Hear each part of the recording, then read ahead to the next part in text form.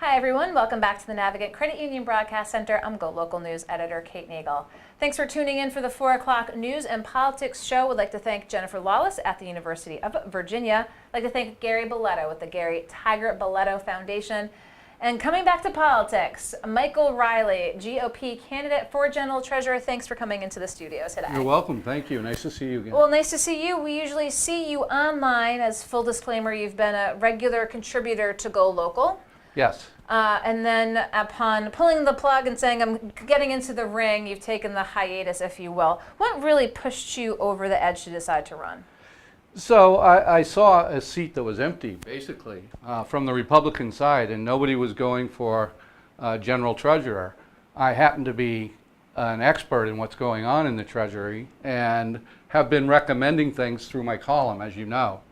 And I made a last-minute decision. I actually tweeted out something like, if you're interested in me running. I got about 300 responses, and I said, okay, well, maybe I'll give it a shot. This is a very difficult thing, being the treasurer, but I happen to be very educated about the issues. Now, when you said a seat that was empty, I thought you were using a bit of a euphemism, if you will, for the current treasurer is... No, no, he's for real. He's there. He's young.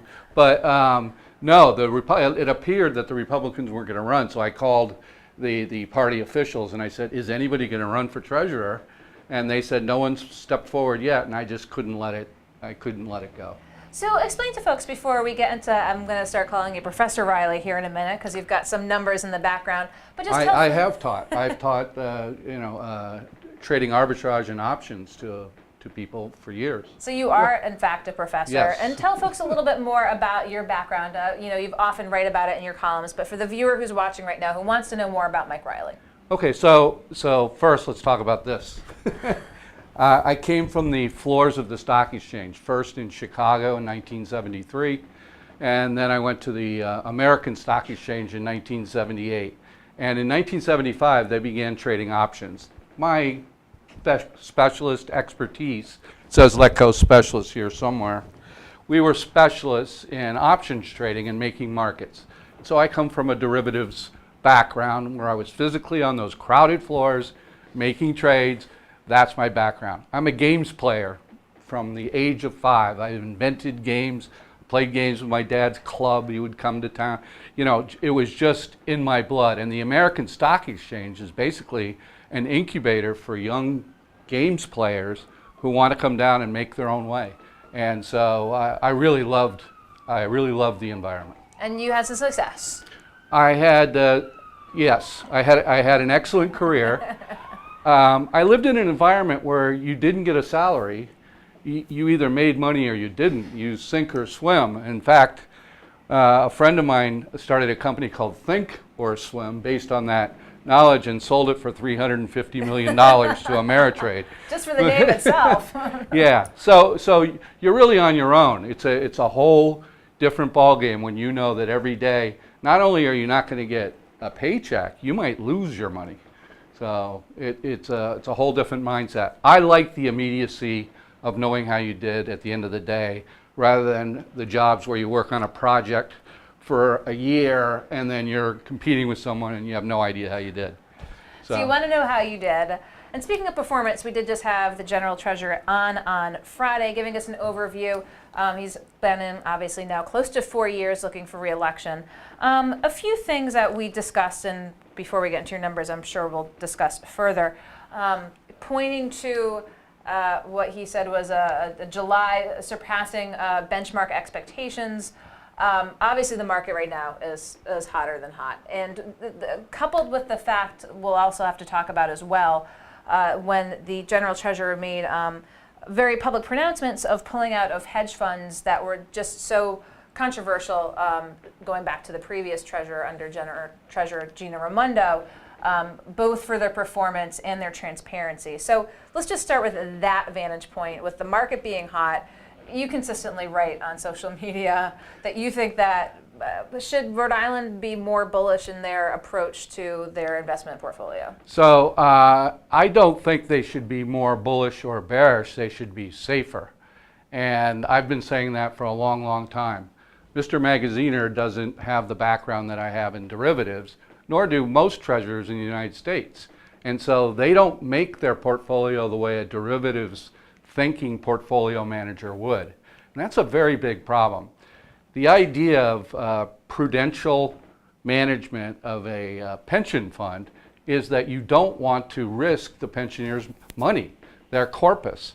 And what they've been bogged down in for 30, 40 years, and Warren Buffett and Charlie Munger refer to this, is this Chicago school CAP-M, capital market line. Now I know I'm talking in school right now, but the idea is they make it very complex. They have lots and lots of assets that are non-correlated or partially correlated, and that's how they believe they are diversifying their portfolio and making it safer. And you sometimes call that perhaps a little bit of a Wall Street industrial complex, if you will, because there's some price tags associated with the complexities. To every one of those things. So, for example, I believe I can run Rhode Island's pension fund. In fact, I know I can, with less than 5 managers and fees of roughly $35 million a year.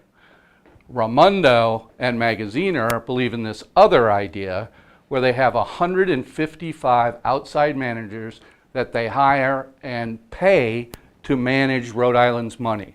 So they pay this money to Wall Street to provide excellent performance, and based on how they put all these managers together, to provide some level of safety.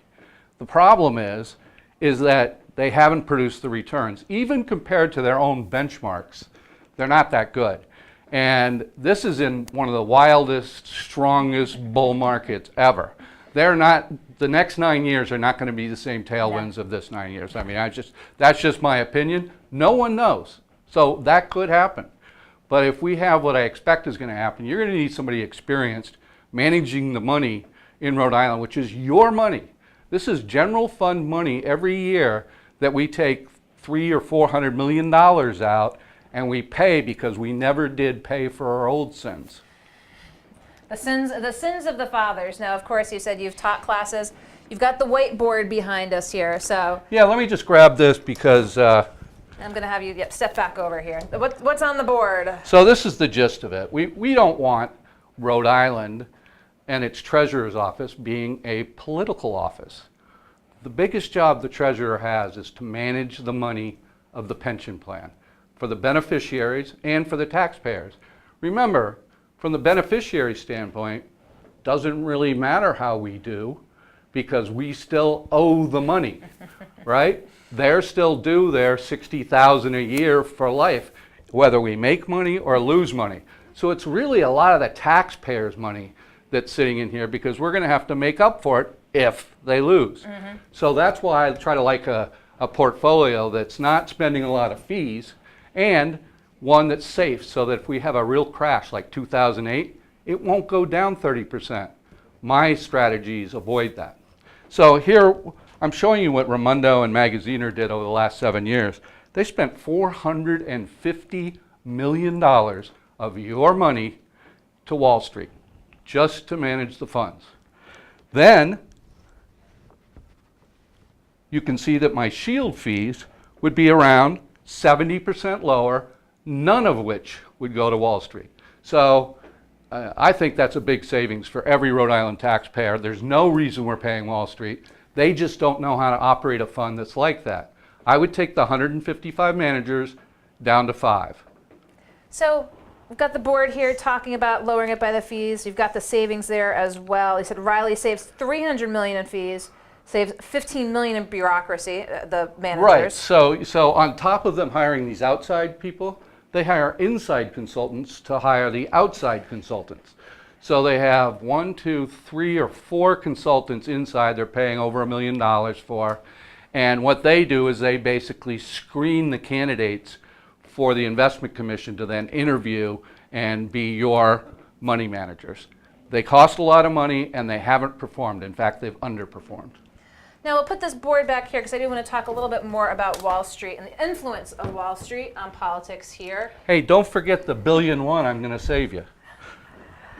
In this day and age, I'll tell you, every penny counts. I mean, But let's be honest. We know the role that Wall Street plays in politics and in campaigns, and with a governor that has a war chest of $8 million from just this past alone. I mean, do you just feel that you're that outsider? I mean, you are the insider because you know the industry inside and out, but you're then saying, but I don't need any of that, and I'm working for the people.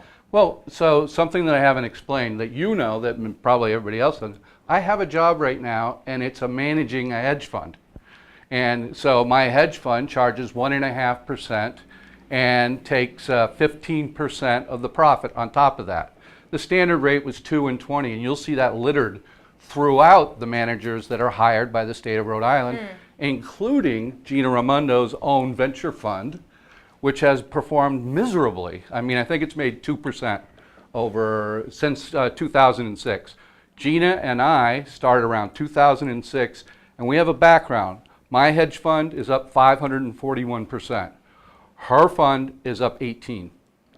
Do you feel that when you're going around campaigning and getting the word out, you're on the Republican side, but does it really taking the message and having these conversations with voters to explain your background, explain your position, and explain the differences? I wish it was. It's not that. I'm really, if you're understanding this and you're into this discussion, you're on the top 1 or 2%. I'm really not able to have the conversation with the general public about why it's important that they get their money back. I mean, if literally sales taxes go into the general fund, and that money is then crowded in there, and then the pension fund is taking from that. So your tax money, no matter what you are, and whether it's not even just property tax, it's not car taxes, it's also sales taxes. So sales, you could be buying a soda and a few cents are going to pay off the old pension liabilities. We have a big problem in Rhode Island. We have a liability that's above almost every other state per capita. And let's talk a little bit while we're here and we have you here in the capital city. You've often written about the health of the city of Providence and the outstanding pension obligation. What's your sense of how things are at in 2018? We have an administration that says fiscally healthy, that the city is in great financial standing. But up until recently, plenty of pundits and plenty of candidates, whispering the big B word, and that seems to have gone away. Do we really have a true understanding of the situation of Providence? Okay, so there's a thing about the big B word, which is bankruptcy, of course. The governor of Puerto Rico, I'll point out, came out 3 years ago and says we're bankrupt. We cannot go on any longer. Yet Puerto Rico still exists. And they're all fighting over money, so there's some money somewhere. Someone's getting paid, the city still functions, there's still Puerto Rico, okay? And people are going to invest in Puerto Rico, whether it's bankrupt or not, it's gonna happen. So the functional definition of bankrupt is, very individual. If you don't pay me my bill, I'm going to demand that I get it, and you're bankrupt. Well, Providence is essentially bankrupt. I mean, you don't have to look too far to do it. There's all kinds of red flags saying they're bankrupt, which I've been writing about for years. There's cash flow problems. And Mayor Lorza is, I don't know, he doesn't care. He doesn't care. He's going to keep on going. His out is that the state will bail them out. Because when the bondholders actually go and get the tax liens from Providence, when it has a problem paying off the bondholders or paying off a vendor or paying anybody off, and it gets to that point, the bondholder will be protected first. You've written about this numerous times. Yes, and it's very unusual. It doesn't occur across the United States. But what you should really care about is if you're living in another city or town in Rhode Island, you're bailing out Providence. You're bailing out Providence. So why does Alorza have to keep Providence fine? Why pay the proper rates? Why not even lay some people off? Because that's what normally a mayor would do, but he doesn't have to do that because he knows Gina Raimondo is going to bail him out. Anything else while we have you here in studio now that primaries behind us, all eyes are on the general. I'm sure we'll be hearing from you in the future that you want viewers to know. Well, there's a whole bunch, but I realize this is a very complicated thing, and what you need to know is that I have the integrity and the desire and the skill set and the track record, which can be reached at rileyfortreasurer.com. You can go there and find that out, but in order to really spread the word, why don't you tell your friends and neighbors that we have a treasurer who has a chance of saving us $1.5 billion. And he's willing to stop doing what he's doing right now, managing funds and 4 other small companies, and try to help the state of Rhode Island, not just Providence, but the state of Rhode Island. And I'm sincere about it. I really am. And you aren't going to find that many people who are in a position with this set of skills and background that are willing to do this. I am willing to do it. I need your vote. I'm not going to buy your liking me, but if you're interested in your taxes and your money and a safe pension system and a return of the COLAs to the teachers, that type of thing, you're going to need somebody like me. Well, Mike Riley, I appreciate your taking the time to come up to the capital city here and come into the Navigant Credit Union Broadcast Center. And I'll tell you, it just about wraps up a good 4 o'clock show talking politics and more here at the Navigant Credit Union Broadcast Center. So Michael Riley, thank you so much. Thank you. Sorry I was late with all the rain. Yes, if you're out there, be careful. It stopped pretty much here in Providence, but of course, plenty of traffic and inbounds. So just be careful, give yourself a little extra time. And then we'll see you tomorrow at 3 o'clock here. I'll be back at 4, but in the meantime, be sure to read GoLocalProv.com.